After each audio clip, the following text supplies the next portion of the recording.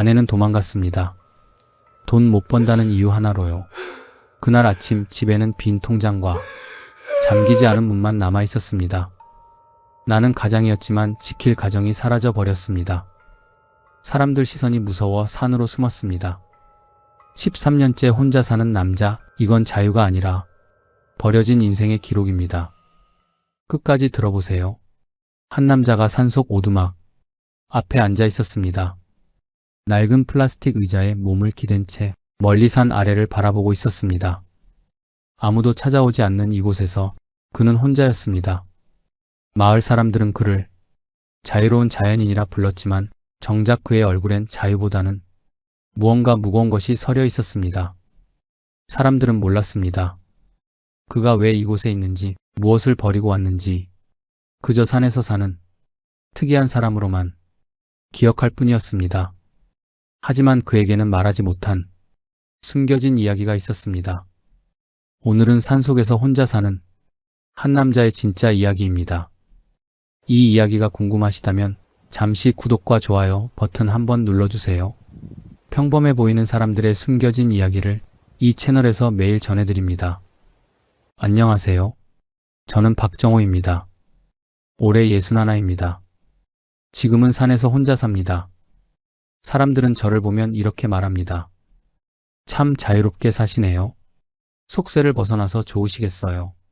저는 그럴 때마다 웃으며 고개를 끄덕입니다. 하지만 속으로는 생각합니다. 이건 자유가 아니라 도망이었다고요.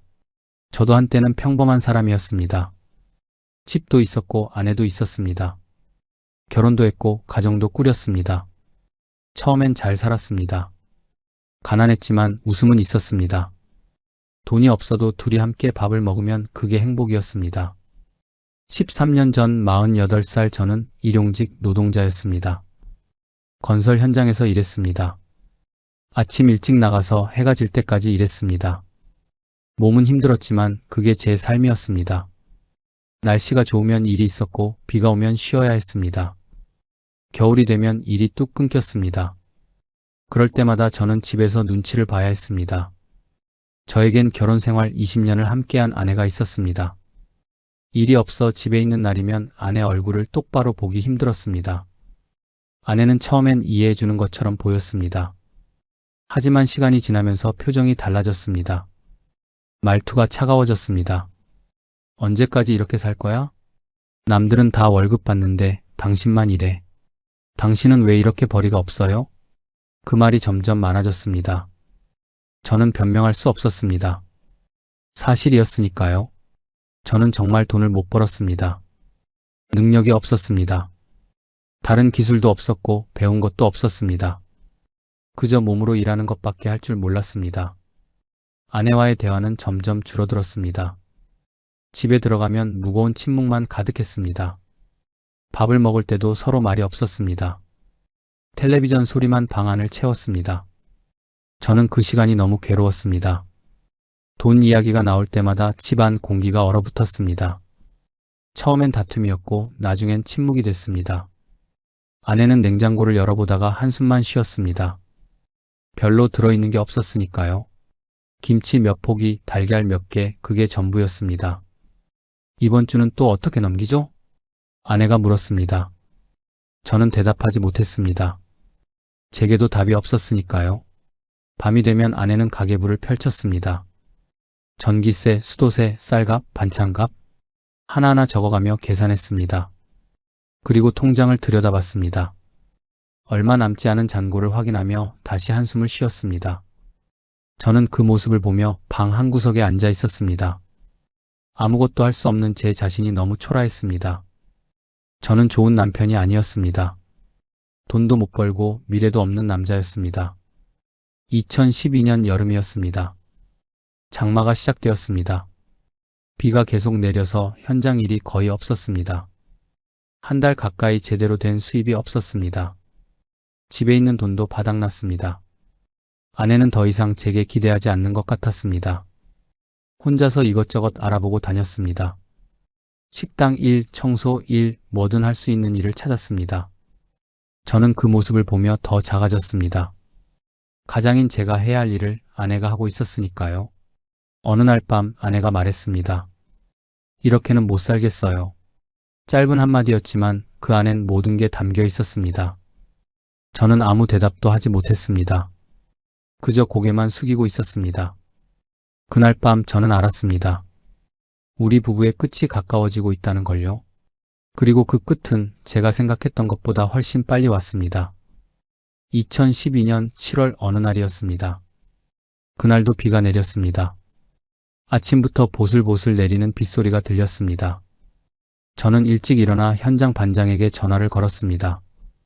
오늘 일 있습니까? 비 오는데 무슨 일? 쉬어. 전화가 끊겼습니다. 아내는 아직 자고 있었습니다. 등을 보이고 누워 있었습니다. 저는 조용히 방문을 닫았습니다. 또 빈손으로 하루를 보내야 한다는 게 무거웠습니다. 1시간쯤 지나 아내가 일어났습니다. 세수를 하고 부엌으로 갔습니다. 냉장고를 열어보더니 그냥 문을 닫았습니다. 먹을 게 없네요. 짧게 말했습니다. 오전 내내 집안은 조용했습니다. 서로 말을 섞지 않았습니다. 빗소리만 창문을 두드렸습니다. 오후 2시쯤 아내가 방에서 나왔습니다. 옷을 갈아입고 있었습니다. 외출복이었습니다. 어디가? 친구 만나러요. 아내는 짧게 대답하고 현관으로 갔습니다. 저는 뭔가 이상했습니다. 평소와 다른 느낌이었습니다. 아내의 표정이 너무 담담했습니다. 분노도 슬픔도 없었습니다. 그저 텅 빈 얼굴이었습니다. 저녁은? 알아서 드세요. 언제 와? 모르겠어요. 문이 닫혔습니다. 저녁이 되었습니다. 아내는 돌아오지 않았습니다. 8시, 9시, 10시. 시간이 지나도 연락이 없었습니다. 전화를 걸었지만 받지 않았습니다. 밤이 깊어갔습니다. 저는 잠을 이룰 수 없었습니다. 거실에 앉아서 문만 바라봤습니다. 새벽이 되었습니다. 아내는 여전히 돌아오지 않았습니다. 아침이 밝았습니다. 저는 한숨도 자지 못했습니다. 10시쯤 저는 아내 방을 열어봤습니다. 평소라면 함부로 들어가지 않았을 텐데 그날은 달랐습니다. 방문을 여는 순간 알았습니다. 옷이 없었습니다. 아내 옷이 전부 사라져 있었습니다. 서랍도 열어봤습니다. 화장품도 액세서리도 없었습니다. 거실로 나왔습니다. 통장을 확인했습니다. 통장도 사라져 있었습니다. 책상 서랍을 열어봤습니다. 아내 도장도 없었습니다. 그제야 정신이 번쩍 들었습니다. 아내가 도망간 겁니다. 짐을 싸서 계획적으로 떠난 겁니다. 저는 주저앉았습니다. 거실 바닥에 그대로 앉아버렸습니다. 쪽지라도 있을 줄 알았습니다. 한마디라도 남기고 갔을 줄 알았습니다. 하지만 아무것도 없었습니다. 며칠을 멍하니 보냈습니다. 밥을 먹지 않았습니다. 그냥 거실에 앉아서 하루 종일 벽만 바라봤습니다. 처음엔 분노가 올 줄 알았습니다. 하지만 분노는 오지 않았습니다. 대신 자책이 왔습니다. 모든 게 제 탓 같았습니다. 일주일이 지났습니다. 주인 아주머니가 찾아왔습니다. 정호 씨, 무슨 일 있어요? 요즘 안 보이길래 궁금해서요. 새댁은요? 같이 안 계신가 봐요? 저는 대답하지 못했습니다. 친정에 갔습니다. 겨우 거짓말을 했습니다. 며칠 뒤 동네 슈퍼에 갔습니다. 주인 아저씨가 물었습니다. 요즘 부인 안 보이던데 어디 가셨어? 친정 갔습니다.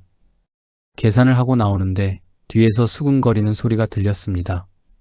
부인이 집 나갔다던데. 그러게. 일 없어서 남편이 계속 집에 있더만 불쌍하네. 불쌍하긴. 그래도 남자가 돈을 벌어야지. 저는 걸음을 멈췄습니다. 그들의 말이 사실이었으니까요. 집으로 돌아오는 길이 너무 길게 느껴졌습니다. 사람들 시선이 전부 저를 향한 것 같았습니다. 저는 빨리 집으로 들어갔습니다. 문을 닫고 잠갔습니다. 다시는 밖에 나가고 싶지 않았습니다. 사람들 얼굴을 보고 싶지 않았습니다. 한 달이 지났습니다. 저는 거의 집 밖에 나가지 않았습니다. 동네 슈퍼에서 라면 몇 개 사오는 게 전부였습니다. 그마저도 밤에만 나갔습니다. 어느 날 주인 아주머니께서 찾아왔습니다. 정호 씨, 집세가 밀렸는데요. 죄송합니다. 조금만 기다려주세요.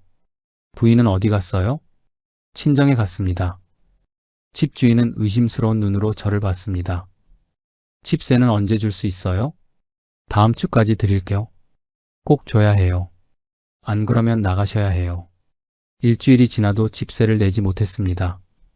집주인은 매일 찾아와 문을 두드렸습니다. 정호 씨, 집세 언제 줄 거예요? 저는 나가지 않았습니다. 방 안에 숨어 있었습니다. 일주일 뒤 집주인이 경고했습니다. 이번 주 안에 안 주시면 짐 다 내놓을 겁니다. 저는 알았습니다. 더 이상 여기 있을 수 없다는 걸요. 그날 밤 저는 짐을 쌌습니다. 짐이라고 해봐야 별게 없었습니다. 옷 몇 벌, 이불 하나, 그릇 몇 개, 배낭 하나에 다 들어갔습니다. 주인 아주머니께 짧은 편지와 함께 제가 드릴 수 있는 돈 전부를 봉투에 담아 놓았습니다. 죄송합니다. 아주머니 부족하시겠지만 제가 가진 전부입니다. 말없이 나가게 되어 죄송합니다. 집은 정리해 주세요. 새벽 4시쯤 조용히 집을 나왔습니다. 아무에게도 말하지 않았습니다. 그냥 사라지는 게 나을 것 같았습니다. 어디로 가야 할지 몰랐습니다. 그냥 걸었습니다. 동네를 벗어나 큰 도로로 나왔습니다. 해가 뜨기 시작했습니다. 버스 정류장이 보였습니다. 노선도를 봤습니다.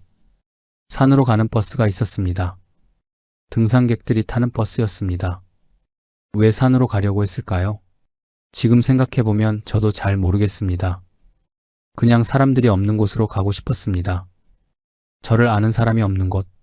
저는 그 버스를 탔습니다. 버스는 1시간쯤 달렸습니다.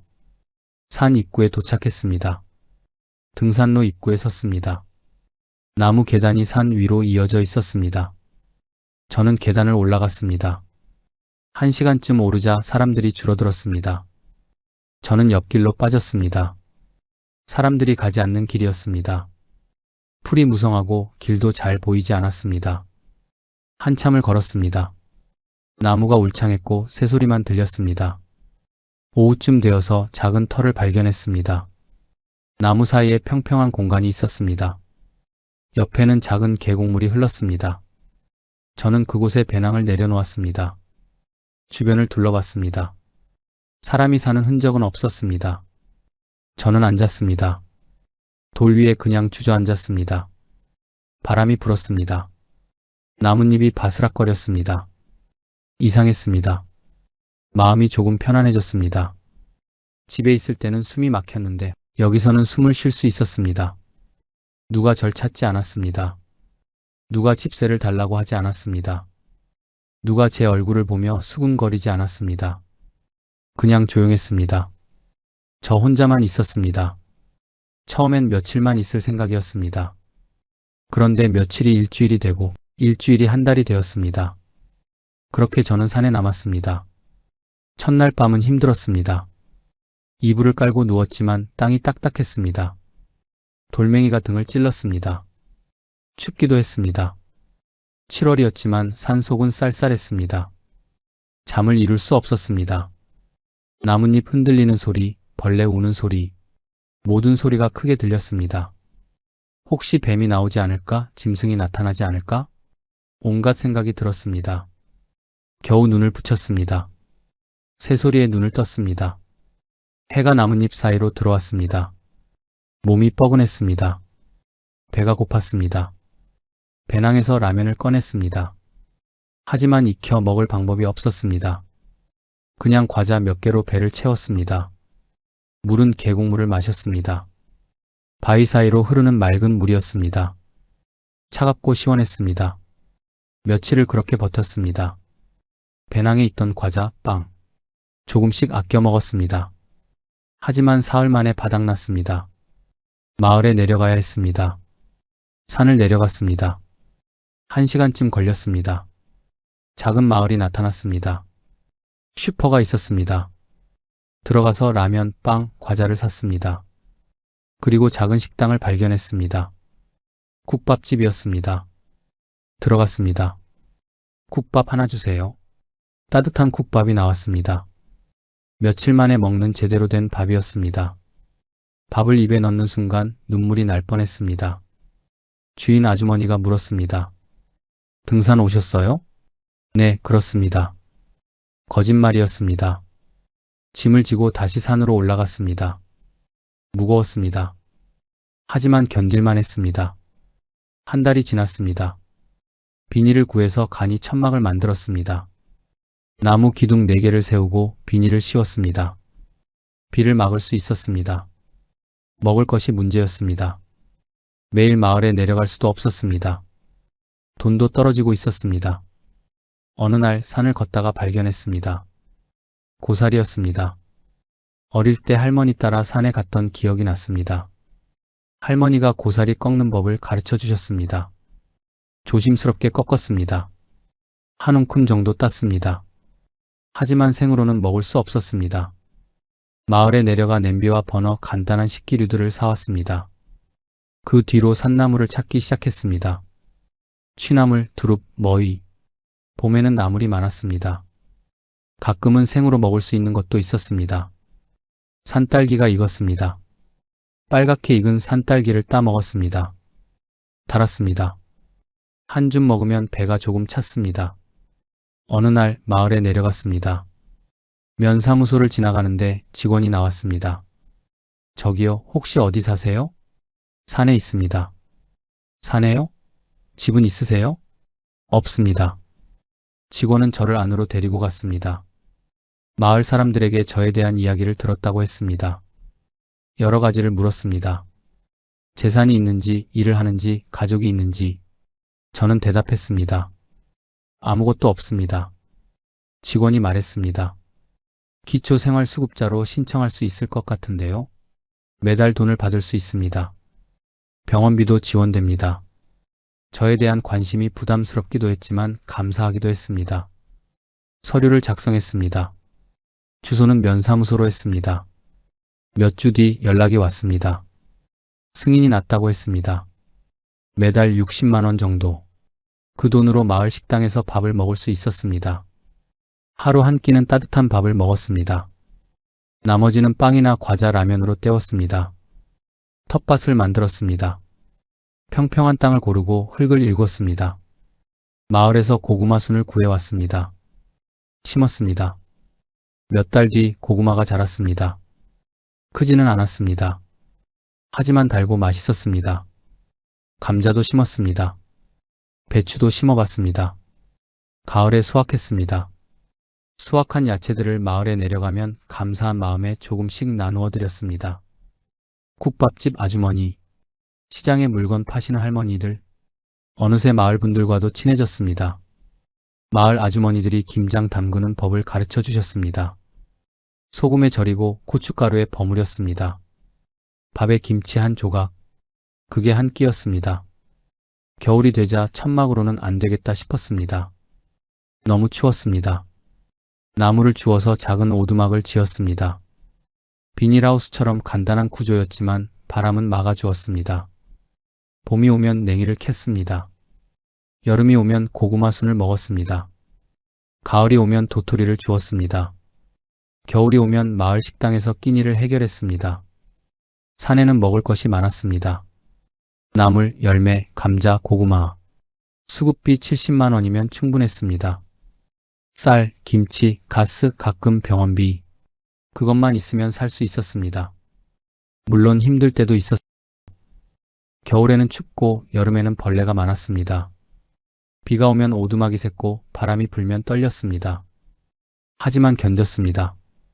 도시에서 견뎠던 것들보다는 나았습니다. 사람들 시선, 무시, 비교. 그런 것들을 견디는 것보다는 1년이 지났습니다. 2년이 지났습니다. 저는 산에서 뿌리를 내렸습니다. 마을 사람들도 이제 저를 다 알았습니다. 산에 사는 박씨라고 불렀습니다. 이곳이 제 집이 되어버렸습니다. 이 산이 저를 받아준 유일한 곳이었습니다. 3년째 되던 해였습니다. 어느 날 오두막 앞에 앉아 있는데 낯선 사람이 올라왔습니다. 50대쯤 되어 보이는 남자였습니다. 등산복이 아니라 평상복 차림이었습니다. 여기 누가 사세요? 남자가 물었습니다. 저는 일어섰습니다. 제가 살고 있습니다. 남자는 주변을 둘러봤습니다. 오두막, 텃밭, 빨래 널린 모습. 확실히 누가 살고 있다는 게 보였습니다. 저는 이 땅 주인입니다. 남자가 말했습니다. 마을에서 여기 누가 산다고 해서 올라왔어요. 가슴이 철렁했습니다. 쫓겨나는 건가 싶었습니다. 죄송합니다. 몰랐습니다. 고개를 숙였습니다. 남자는 한참 저를 바라봤습니다. 어디서 오셨어요? 서울에서 왔습니다. 가족은요? 없습니다. 남자는 오두막을 다시 봤습니다. 여기서 얼마나 사셨어요? 3년쯤 됩니다. 겨울도 여기서요? 네. 남자는 한숨을 쉬었습니다. 힘드셨겠어요. 괜찮습니다. 잠시 침묵이 흘렀습니다. 남자가 말했습니다. 이 땅은 제 아버지가 물려주신 겁니다. 쓸 데도 없고 해서 그냥 놔뒀어요. 나무 훼손하시면 안 되고 불 피우실 때 조심하세요. 저는 고개를 들었습니다. 정말입니까? 내 대신 진짜 불 조심하셔야 해요. 산불 나면 큰일입니다. 감사합니다. 정말 감사합니다. 조심 또 조심하겠습니다. 남자는 고개를 끄덕였습니다. 필요한 거 있으면 마을에 내려오세요. 그리고 내려갔습니다. 그날 이후 저는 마음이 놓였습니다. 땅 주인의 허락을 받았으니까요. 이제 진짜 이곳이 제 집이 된 것 같았습니다. 매달 초가 되면 수급비가 들어왔습니다. 60만 원. 그 돈으로 한 달을 살았습니다. 충분했습니다. 슈퍼에서 쌀을 샀습니다. 10kg짜리 한 포대. 한 달이면 충분했습니다. 소금, 된장, 고추장도 샀습니다. 부탄가스도 몇 통 샀습니다. 빨래 비누, 칫솔, 치약, 생필품도 샀습니다. 약국에서 소화제, 파스도 샀습니다. 나머지는 조금씩 모았습니다. 아침이 되면 계곡으로 갔습니다. 물로 세수를 했습니다. 차가웠지만 익숙했습니다. 여름에는 옷을 벗고 계곡에 들어갔습니다. 물에 몸을 담갔습니다. 시원했습니다. 겨울에는 물이 너무 차가웠습니다. 그럴 땐 마을 목욕탕에 갔습니다. 한 달에 한두 번 따뜻한 물에 몸을 담그면 피로가 풀렸습니다. 봄이 오면 산나물을 캤습니다. 고사리, 취나물, 두릅 한 아름씩 땄습니다. 직접 먹기도 하고 마을에 팔기도 했습니다. 마을 오일장에 내려갔습니다. 비닐봉지에 담아서 팔았습니다. 한 봉지에 3,000원, 5,000원. 많이 벌지는 못했습니다. 하루 2만 원, 3만 원 정도였습니다. 하지만 그 돈도 모았습니다. 겨울 대비용이었습니다. 겨울에는 나무를 캘 수 없으니까요. 여름에는 도라지를 캤습니다. 땅을 파서 뿌리를 캤습니다. 힘들었지만 도라지는 비쌌습니다. 한 근에 10,000원도 넘게 받았습니다. 가을에는 더덕을 캤습니다. 더덕은 더 비쌌습니다. 한 근에 2만 원도 받았습니다. 하루 종일 산을 헤매서 두세 근 캤습니다. 5일장에 나가면 단골 손님들이 생겼습니다. 산에 사는 박씨 나물이 좋아. 그렇게 말해 주었습니다. 캔 나물은 마을 식당에 가져갔습니다. 국밥집 아주머니도 드리고 저도 국밥 한 그릇씩 먹고 왔습니다. 국밥을 먹고 나올 때쯤 아주머니께서는 반찬도 조금 챙겨주셨습니다. 오두막에서 밥을 지었습니다. 가스버너에 냄비를 올렸습니다. 쌀을 씻어 밥을 지었습니다. 나물 반찬에 된장 하나면 한 끼가 됐습니다. 저녁에는 고구마를 쪘습니다. 텃밭에서 캔 고구마였습니다.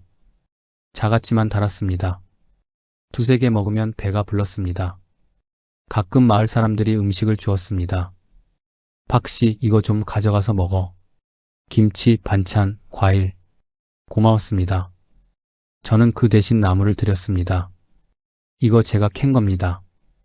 드세요. 서로 주고받았습니다. 그렇게 저는 산과 마을 사이에서 살았습니다. 완전히 떨어진 건 아니었습니다. 마을과 연결되어 있었습니다.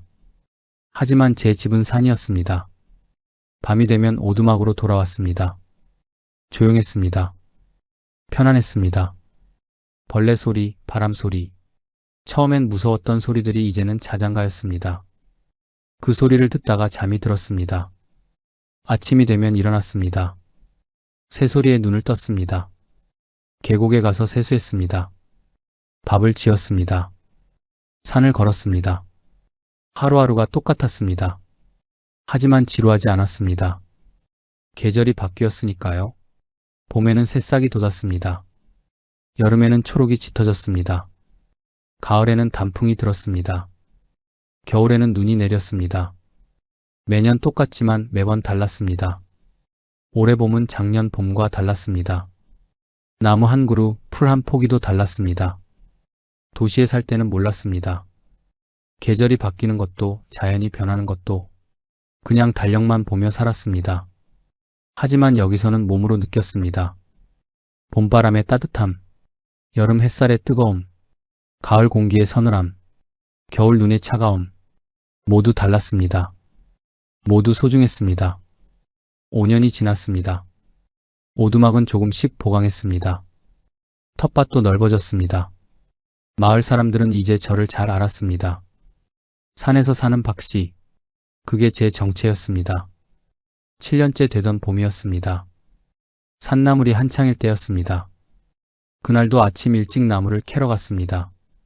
고사리가 많이 올라온 곳을 알고 있었습니다. 조금 가파른 경사였지만 익숙한 길이었습니다. 한아름 캐서 내려오는데 발이 헛디뎠습니다. 젖은 낙엽에 미끄러졌습니다. 몸이 앞으로 쏟아졌습니다. 본능적으로 손을 짚었습니다. 그 순간 뚝 소리가 났습니다. 손목에서였습니다. 순간 정신이 아찔했습니다. 통증이 밀려왔습니다. 일어나려고 했지만 손목에 힘이 들어가지 않았습니다. 왼손으로 오른손목을 감쌌습니다. 이미 퉁퉁 부어오르고 있었습니다. 부러진 게 분명했습니다. 천천히 일어섰습니다. 어지러웠습니다. 한 손으로는 나무를 들 수 없었습니다. 한아름 캔 고사리를 그냥 바닥에 두고 왔습니다. 아까웠지만 어쩔 수 없었습니다. 1시간쯤 걸려 오두막까지 왔습니다. 손목이 계속 욱신거렸습니다. 움직일 수가 없었습니다. 병원에 가야 했습니다. 마을로 내려갔습니다. 보건소로 갔습니다. 간호사가 깜짝 놀랐습니다. 어쩌다 이러셨어요? 산에서 넘어졌습니다. 의사 선생님이 손목을 만져보더니 말했습니다. 골절입니다. 큰 병원 가셔야 해요. 엑스레이 찍어봐야 합니다. 버스를 타고 읍내 병원으로 갔습니다. 버스 안에서도 손목이 욱신거렸습니다. 한 손으로 손목을 감싸고 있었습니다. 병원에 도착했습니다. 엑스레이를 찍었습니다. 손목뼈가 부러져 있었습니다. 의사가 사진을 보여주었습니다. 여기 금이 갔습니다. 깁스 하셔야 합니다. 깁스를 했습니다. 하얀 석고가 손목부터 팔뚝까지 올라왔습니다. 무거웠습니다. 6주는 깁스 하셔야 합니다. 의사가 말했습니다. 절대 무리하지 마세요. 어디 사세요? 산에 삽니다. 산에요? 혼자 사세요? 네. 의사는 걱정스러운 얼굴을 했습니다. 6주 동안 많이 불편하실 텐데요. 가족은 없으세요? 없습니다. 의사는 한숨을 쉬었습니다. 조심하셔야 해요. 다시 넘어지면 큰일입니다. 네, 조심하겠습니다. 하지만 문제는 따로 있었습니다. 한 손으로 어떻게 6주를 살지였습니다. 산으로 돌아왔습니다. 손목이 무거웠습니다. 깁스가 불편했습니다. 밥을 지으려고 했습니다. 한 손으로는 어려웠습니다. 물을 따르는 것도 조심스러웠습니다. 냄비를 들기도 힘들었습니다. 겨우 밥을 지었습니다. 평소보다 3배는 오래 걸렸습니다. 땀이 났습니다. 밥을 먹는 것도 불편했습니다. 나무를 캘 수도 없었습니다. 경사진 곳을 다닐 수 없었습니다. 균형을 잡기 어려웠으니까요. 텃밭 일도 못했습니다. 빨래도 제대로 못했습니다. 비누칠하고 빨고 짜는 게 한 손으로는 안 됐습니다. 그냥 계곡물에 헹구기만 했습니다. 마을 사람들이 도와주었습니다. 국밥집 아주머니가 반찬을 싸주었습니다. 박씨, 이거 가져가서 먹어. 고마웠습니다. 슈퍼 아저씨는 쌀을 오두막까지 날라주었습니다. 제가 올려드릴게요. 감사합니다. 땅 주인도 올라왔습니다. 괜찮으세요? 네, 괜찮습니다. 필요한 거 있으면 말씀하세요. 감사합니다. 사람들의 정이, 따뜻한 마음이 느껴졌습니다. 6주가 지났습니다. 다시 병원에 갔습니다. 깁스를 풀었습니다. 손목이 가늘어져 있었습니다. 하얗게 피부가 일어나 있었습니다. 재활 운동하셔야 합니다. 의사가 말했습니다. 천천히 움직이세요. 산으로 돌아왔습니다. 손목을 천천히 움직였습니다. 뻣뻣했습니다. 아팠습니다. 매일 조금씩 움직였습니다. 주먹을 쥐었다 폈다 했습니다. 손목을 돌렸습니다. 처음엔 조금밖에 안 돌아갔습니다. 하지만 조금씩 나아졌습니다. 한 달쯤 지나자 일상으로 돌아갔습니다. 다시 나무를 캤습니다. 다시 밥을 지었습니다. 다시 텃밭을 가꿨습니다. 하지만 조심스러워졌습니다. 산길을 걸을 때 더 천천히 걸었습니다. 발밑을 더 자세히 봤습니다. 젖은 낙엽이 있으면 피해서 갔습니다. 산은 안전하지만 방심하면 위험했습니다. 한 번의 실수로 6주를 고생했습니다. 혼자 사는 몸이라 더 조심해야 했습니다. 그날 밤 오두막에 누워 생각했습니다. 만약 여기서 크게 다치면 어떻게 될까? 혼자서는 내려갈 수도 없을 텐데 아무도 찾지 않는 이곳에서 그냥 죽을 수도 있겠구나. 무서웠습니다. 하지만 어쩔 수 없었습니다. 갈 곳이 없었으니까요. 아내가 그리웠습니다. 만약 아내가 있었다면 이렇게 혼자 있지 않았을 텐데 하지만 돌이킬 수 없었습니다. 아내는 떠났고 저는 혼자였습니다. 이제 산이 제 전부였습니다. 산이 저를 받아주었고 산이 저를 먹여 살렸습니다. 산이 저에게는 집이었고 가족이었습니다. 그렇게 생각하니 조금 덜 외로웠습니다. 9년째 되던 여름이었습니다. 장마가 시작되었습니다. 비가 며칠째 내렸습니다. 하늘이 잿빛이었습니다. 구름이 낮게 깔렸습니다. 오두막 안에 앉아 있었습니다. 빗소리를 들었습니다. 지붕을 두드리는 소리가 컸습니다. 처음엔 잔잔하던 빗소리가 점점 거세졌습니다. 밤이 되었습니다. 비는 더 세차게 내렸습니다. 천둥이 쳤습니다. 번개가 번쩍였습니다. 하늘이 찢어지는 것 같았습니다. 이불을 덮고 누웠습니다. 잠을 청했습니다. 하지만 빗소리가 너무 컸습니다. 새벽 2시쯤이었을 겁니다. 갑자기 우지끈 소리가 났습니다. 무언가 부러지는 소리였습니다. 벌떡 일어났습니다. 오두막 한쪽이 무너졌습니다. 지붕 일부가 내려앉았습니다. 빗물이 쏟아져 들어왔습니다. 황급히 일어났습니다. 이불이 젖기 시작했습니다. 쌀가마니도 젖고 있었습니다. 옷가지들도 젖었습니다. 비닐을 꺼냈습니다. 쌀가마니를 덮었습니다. 옷가지를 구석으로 옮겼습니다. 이불도 비닐로 감쌌습니다. 하지만 비는 계속 들이쳤습니다. 지붕이 무너진 곳으로 빗물이 폭포처럼 쏟아졌습니다. 막을 방법이 없었습니다. 한쪽 구석으로 웅크렸습니다. 비가 덜 들어오는 곳이었습니다. 비닐을 뒤집어 쓰고 앉았습니다. 온몸이 떨렸습니다. 추웠습니다. 옷이 다 젖었습니다. 이불도 반쯤 젖었습니다. 몸을 움츠렸습니다. 밤새 그렇게 앉아 있었습니다. 비는 그치지 않았습니다. 새벽이 되고 아침이 되어도 비는 내렸습니다. 오전 10시쯤 되어서야 비가 약해졌습니다. 일어섰습니다. 온몸이 뻐근했습니다. 젖은 옷이 몸에 달라붙었습니다. 오두막을 둘러봤습니다. 한쪽 기둥이 부러져 있었습니다. 오래된 나무라 썩어 있었나 봅니다. 지붕 비닐도 찢어져 있었습니다. 이대로는 살 수 없었습니다. 고쳐야 했습니다. 하지만 혼자서는 힘들어 보였습니다. 땅 주인에게 연락했습니다. 안녕하세요. 정말 염치 없지만 밤새 오는 비에 오두막이 무너졌습니다. 괜찮으세요? 어디 다치진 않으셨어요? 제가 올라가 볼게요. 땅 주인이 올라왔습니다. 무너진 오두막을 봤습니다. 이거 다시 지어야겠는데요? 혼자서는 힘들겠어요. 마을 청년 둘이 따라왔습니다. 땅 주인 아들과 조카였습니다. 저희가 도와드릴게요. 자재를 샀습니다. 나무 기둥, 비닐, 못, 철사. 짐을 지고 산으로 올라갔습니다. 사흘이 걸렸습니다. 무너진 부분을 뜯어냈습니다. 새 기둥을 세웠습니다. 지붕을 다시 덮었습니다. 전보다 튼튼해졌습니다. 기둥도 2개 더 세웠습니다. 비닐도 2겹으로 덮었습니다. 이제 괜찮을 거예요. 땅 주인이 말했습니다. 다음 장마에도 버틸 겁니다. 감사합니다. 저는 몇 번이고 고개를 숙였습니다. 정말 감사합니다. 아저씨 조심히 하세요. 청년들이 말했습니다.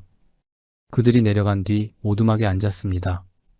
새로 지은 오두막을 둘러봤습니다. 튼튼했습니다. 안심이 되었습니다. 그날 밤 이불을 펴고 누웠습니다. 지붕을 올려다봤습니다. 빗방울이 떨어지지 않았습니다. 바람도 들어오지 않았습니다. 마음이 편안했습니다. 다음 날 아침 일어났습니다. 계곡으로 갔습니다. 세수를 했습니다. 물이 불어나 있었습니다. 장마 때문이었습니다. 빨래를 했습니다. 젖었던 옷들을 빨았습니다. 바위에 놓고 두드렸습니다. 물에 헹궜습니다. 햇빛에 널었습니다. 텃밭을 확인했습니다. 고구마 순이 쓰러져 있었습니다. 다시 일으켜 세웠습니다. 흙을 푹 돋아 주었습니다. 오후에는 산을 걸었습니다. 비가 그치고 나니 공기가 맑았습니다. 풀 냄새가 났습니다. 흙 냄새가 났습니다. 버섯이 돋아 있었습니다.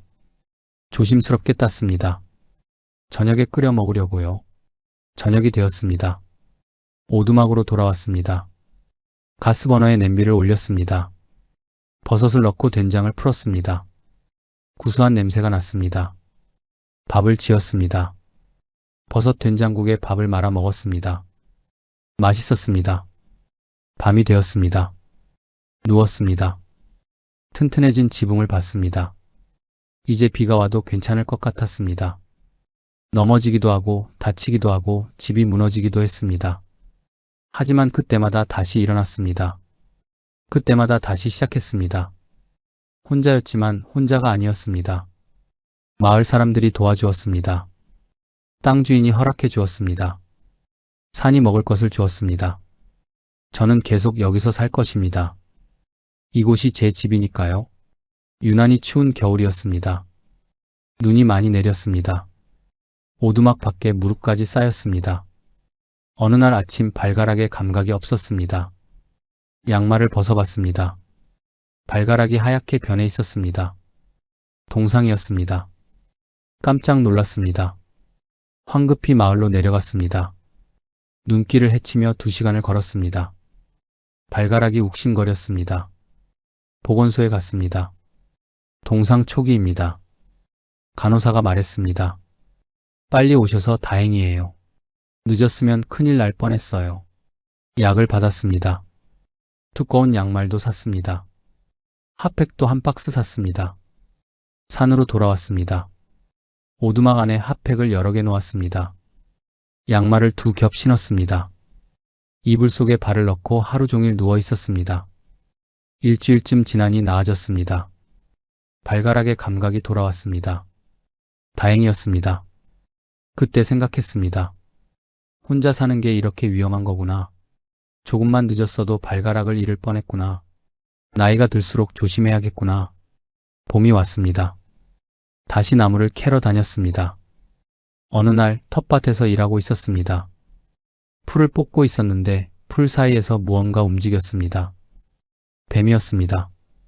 순간 움찔했습니다. 뱀도 놀란 듯 몸을 일으켰습니다. 저는 천천히 뒤로 물러났습니다. 손을 천천히 빼냈습니다. 뱀도 천천히 풀 속으로 사라졌습니다. 가슴이 두근거렸습니다. 물릴 뻔했습니다. 만약 물렸다면 혼자서는 어쩔 수 없었을 겁니다. 산 아래까지 내려갈 수 있었을까? 그날 이후 더 조심했습니다. 풀숲에 함부로 손을 넣지 않았습니다. 긴 막대기로 먼저 훑어보고 다녔습니다. 장갑도 두꺼운 것으로 바꿨습니다.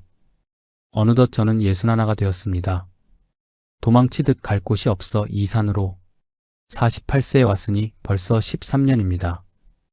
사람들은 가끔 묻습니다. 외롭지 않으세요? 혼자 사는 게 무섭지 않아요? 왜 그렇게 살아요? 저는 대답합니다. 외롭지 않습니다. 여기가 편합니다. 정말입니다. 도시에 살 땐 사람들 틈에 있어도 외로웠습니다. 아내와 같은 집에 살아도 외로웠습니다. 말을 섞어도 함께 밥을 먹어도 외로웠습니다. 하지만 여기는 다릅니다. 혼자지만 외롭지 않습니다. 새소리가 들리고 바람 소리가 들리고 계곡물 소리가 들립니다. 그 소리들이 저와 함께 있습니다. 뱀도 나오고 다치기도 하고 추위에 떨기도 합니다. 하지만 지난날 저는 사람들 시선이 더 무서웠습니다. 돈도 못 버는 주제에 능력도 없으면서 그런 말들이 더 무서웠습니다. 여기는 아무도 저를 판단하지 않습니다. 아무도 저를 비교하지 않습니다. 그냥 저로 살 수 있습니다. 왜 그렇게 힘들게 사냐고 묻는 사람도 있습니다. 저는 고개를 젓습니다. 여기가 좋습니다. 불편하지만 마음이 편합니다.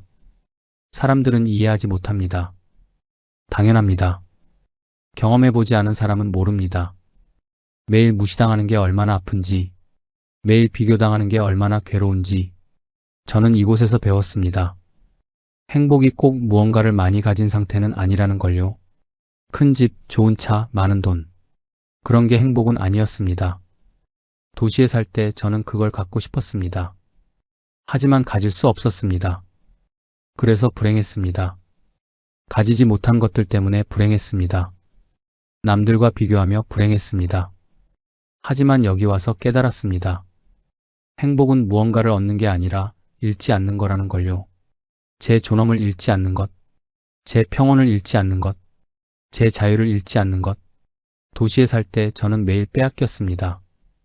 존엄을 빼앗기고 평온을 빼앗기고 자유를 빼앗겼습니다. 돈이 없다는 이유로, 능력이 없다는 이유로. 하지만 여기는 아무도 빼앗지 않습니다.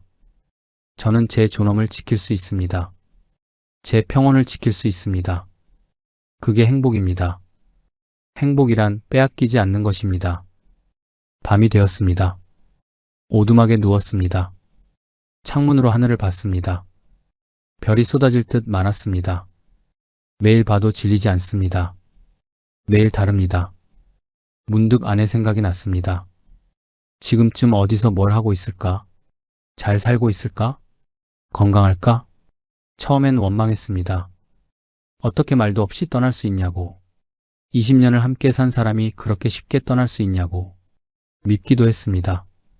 하지만 이제는 이해합니다. 아내 입장에서는 떠날 수밖에 없었을 겁니다. 능력 없는 남편과 계속 사는 게 지옥이었을 겁니다. 매일 돈 걱정하며 사는 게 괴로웠을 겁니다. 제가 잘못했습니다. 좋은 남편이 되지 못했습니다. 돈도 못 벌고 미래도 없는 남자였습니다. 아내를 행복하게 해주지 못했습니다. 이제는 미안합니다. 원망도 사라졌습니다. 그저 미안함만 남았습니다. 어딘가에서 아프지 않고 잘 살기를 바랍니다. 좋은 사람 만나서 웃으며 살기를 바랍니다. 행복하기를 바랍니다. 그게 제 진심입니다. 13년 전 이곳에 처음 왔을 때가 생각났습니다. 도망치듯 왔습니다. 며칠만 있다 가려고 했습니다. 이제 이곳이 제 집입니다. 돌아갈 곳도 없고 돌아가고 싶지도 않습니다. 아내를 잃은 건 아픕니다. 가정을 지키지 못한 건 지금도 후회합니다. 실패한 가장이었습니다. 하지만 이곳에 오지 않았다면 저는 이미 무너졌을 것입니다. 사람들 시선에, 자책에, 무기력에 저는 버티지 못했을 겁니다. 이곳이 저를 살렸습니다. 산이 저를 받아주었습니다. 나무를 주고 물을 주고 쉴 곳을 주었습니다. 저는 오늘도 산에서 삽니다. 실패한 가장이었지만 지금은 나 자신으로 살아있는 사람입니다. 가진 건 없습니다. 하지만 부족하지 않습니다. 필요한 건 다 있습니다. 그리고 평온한 마음. 정말입니다. 늘 긴장했고 늘 눈치 받고 늘 비교당했습니다. 여기는 다릅니다. 아무도 제게 기대하지 않습니다. 아무도 실망하지 않습니다. 그냥 저로 살면 됩니다. 내일도 해가 뜰 것입니다. 계곡물이 흐를 것입니다. 저는 그 속에서 하루를 살 것입니다. 혼자지만 외롭지 않습니다. 힘들지만 후회하지 않습니다. 가진 건 없지만 마음은 편안합니다. 저의 선택을, 저의 삶을. 저는 이 삶이 좋습니다. 산에서 사는 삶, 자연과 함께하는 삶. 그게 제가 찾은 행복입니다. 이야기가 마음에 닿으셨다면 구독과 좋아요로 응원해주세요. 어디에서 듣고 계신지 댓글로 남겨주시면 더 반갑게 인사드릴게요. 여러분의 작은 손길이 영상을 만드는데 큰 힘이 됩니다.